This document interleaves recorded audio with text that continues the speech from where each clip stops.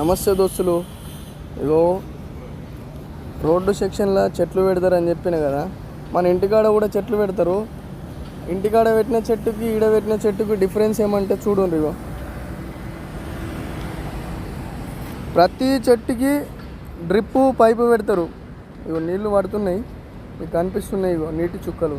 ఇగో చెట్టుకి ఇట్లా ప్రొటెక్షన్ కూడా చేస్తారు చూడండి.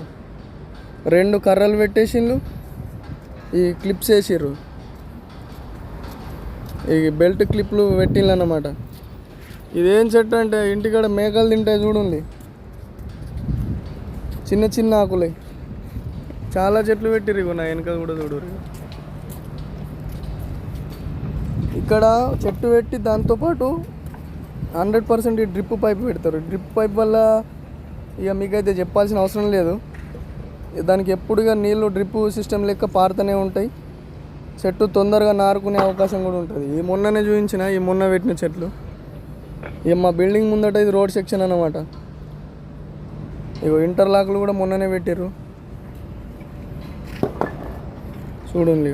కాకపోతే మన ఇంటికాడ ఏమంటే ఇట్లా ప్రొటెక్షన్ చేస్తే ఇట్లాంటి ఒకటే కట్టె పెడతాం, ఎదుటి కట్టె.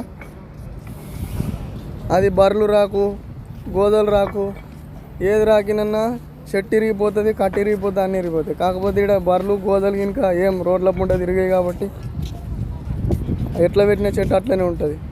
ఉంటా మరి. బాయ్ దోస్తులు. వీడియో నచ్చితే సబ్స్క్రైబ్ చేసుడు మాత్రం మర్చిపోకండి, ఫాలో చేసుడు కూడా మర్చిపోకండి. ఉంటా మరి.